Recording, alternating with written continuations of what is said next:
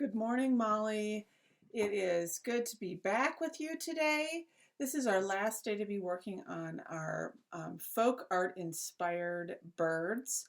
We will be finishing coloring and cutting them and then putting them together on a dark sheet of paper and adding some fun, cute little legs to them for the final part of this project. The supplies that you will need today are the drawing that we've been working on. You will need some markers. I've got my Blick Illustrator markers today.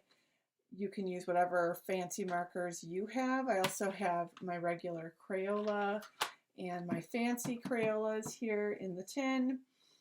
At the end of our time, you are going to need a pastel. It can be oil or one of the chalk pastels. For the legs, so you'll probably need a yellow or an orange one of those. You will need a scissors for cutting out your birds, a Sharpie in case we need to add any other designs to our bird, and an eraser, and you're going to want a glue stick. Again, I love my extreme ones because they last the best. I also have some. Let's go ahead and get started on our projects. We left off coloring our birds in, and we talked about when we were working on this last week that we like to choose just a couple of colors per bird. That helps them kind of look like their uniform and makes them look really nice. So I have my greenish bird, my blue, yellow, and green bird, and then my two different pink birds. So I'm leaving this bird white, so he's all set. So I think I'm going to work on this cute little birdie that I've got here. I think I'm going to make this one a purple pink bird with some teal kind of greens. So I have my colors picked out. You can have yours picked out. And I'm going to go in and fill in those leaves. I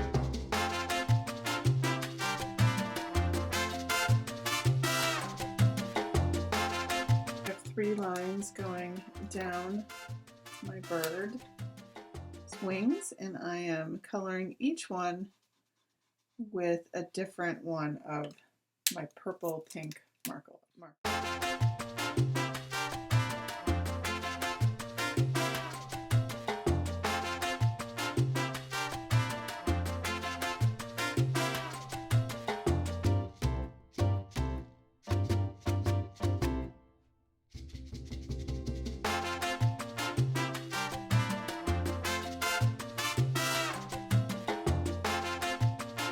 Just a reminder that we are using, it's kind of a brown yellow, but we are using yellow or orange for the beaks to make those stand out. So I'm kind of adding that to all of my bird beaks while I have it out.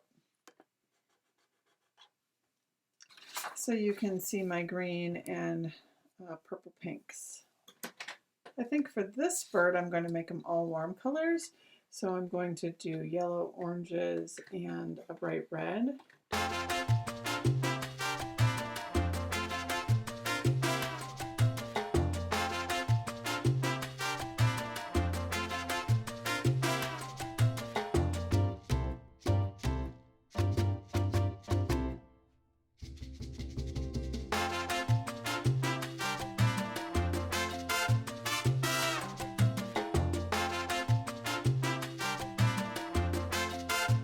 My bird up here, I think I'm going to do another pink one, but I've chosen some different pinks than the ones I used previously.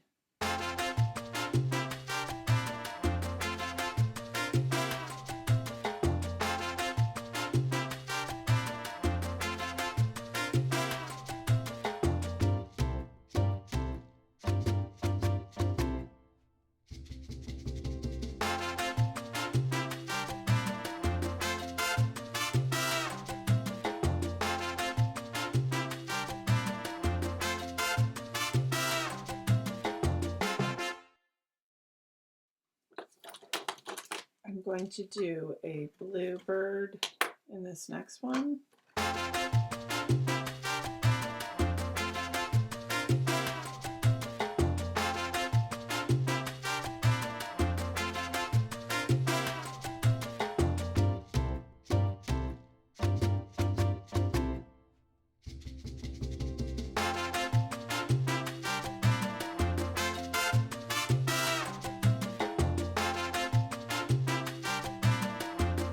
This bird I'm going to do a green one.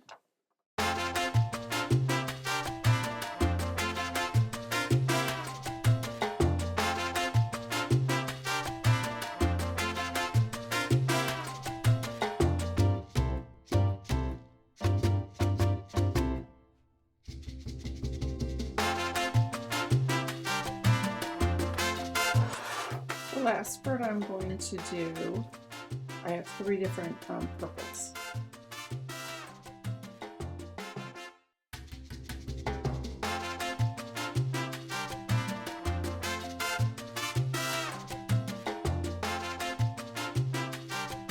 And that's the end of all of our birds. You can see that even though we had a lot of patterns on it, when we reduced it by coloring it with only 3 or 4 of the same types of colors, all of our birds go together very nicely. So you're going to want to put your markers away because we won't be needing those anymore. And we're going to set those to the side. And we're going to use our scissors next. Now, as you cut these, Molly, I don't want you to feel rushed, so you can just take your time. And my suggestion to you is to cut them into sections so that they're easier to work on. So that's what I'm doing first. And we'll set all of our birds in a pile as we get closer to them.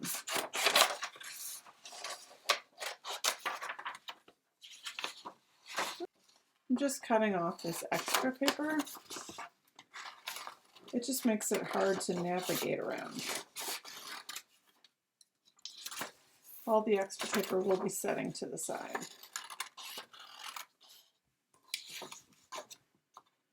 So let's get started with our cutting.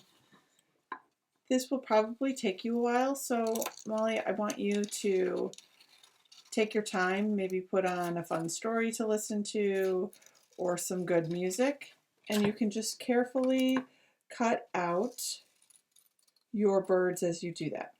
My suggestion to you is to cut closer to the inside of your scissors because that is sharper and it makes it a little easier to work with. One of the things I think you will notice is I turn my paper a lot rather than my scissors. And when I do that, it gives me just a little bit more control. We will be cutting out each one of our birds until we have most of the white background off.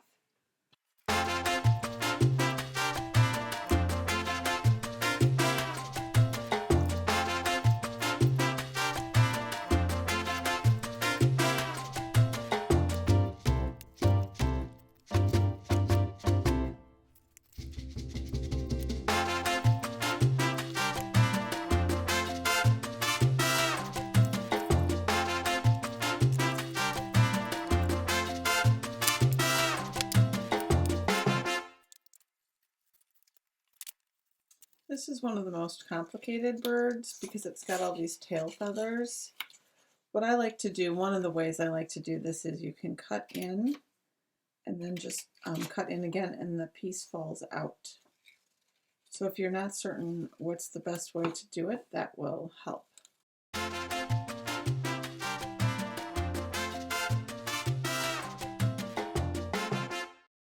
I think he's one of my most favorite of my birds.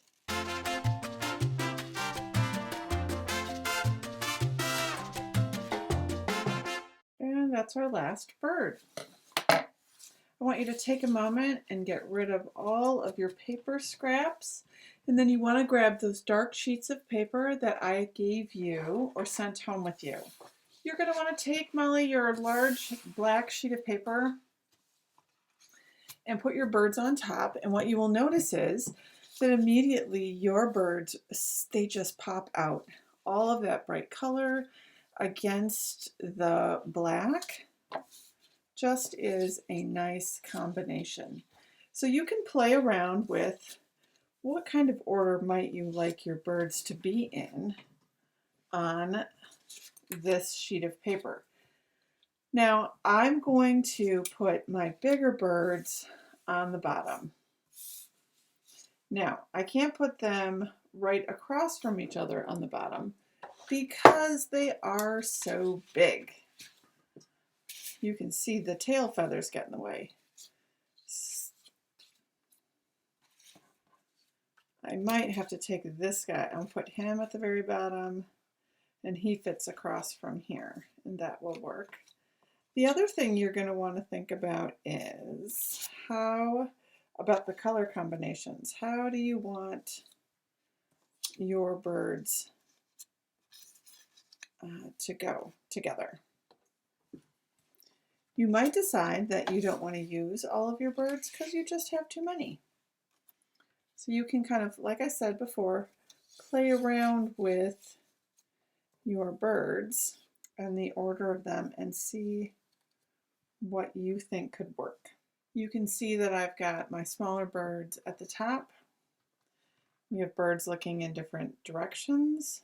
I think this is pretty close to what I want. Once you're feeling pretty good about the order of your birds, I just want to show you what it looks, my other one looks like. You want enough space between them so we can color in some legs. And you can have some birds sitting on top of heads and on top of bodies. I'm going to start at the bottom. I'm going to get my glue stick, kind of push my birds up just a little bit and flip them over. I want to leave enough room at the bottom of my paper so I can add legs to all of them.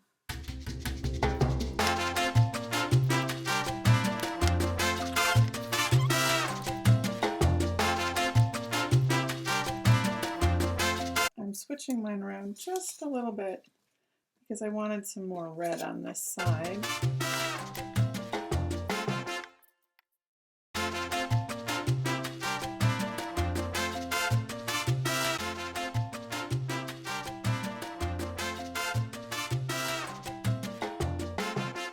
Once you have all of your birds glued down, you want to pat them down so they're solidly attached to the paper. When we look at our paper, you can see that we just have a bunch of floating birds.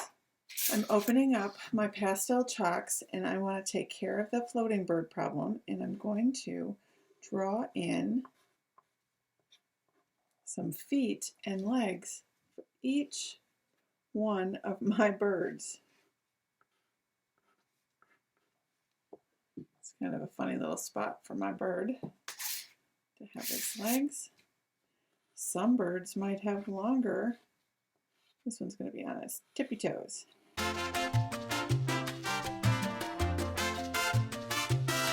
We're connecting each one of our birds to their burr.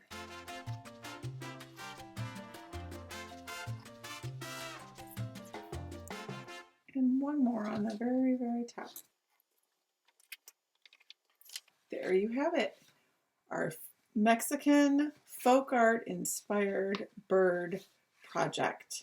I hope your bird project is as colorful and bright as mine. I hope you had a lot of fun playing with patterns and colors, warm and cool colors, and colors that match. I can't wait to see your project, Molly. So post it on Seesaw and have a great week.